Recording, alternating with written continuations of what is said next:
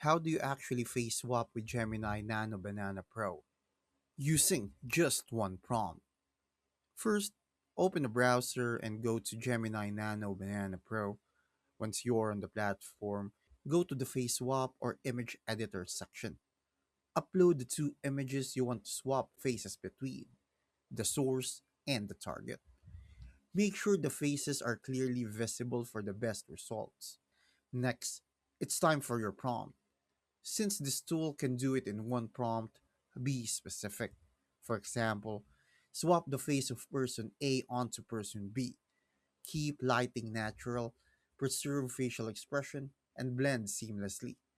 If you need inspiration for prompts, check out sites like Prompt C, Flow GPT, or AI communities on Reddit. You can see examples of phrasing, styles, and effects that help the AI understand exactly what you want. Then click Generate and wait for the AI to process. Your face swap images will appear in moments. If it locks off, tweak your wording slightly and try again. That's it.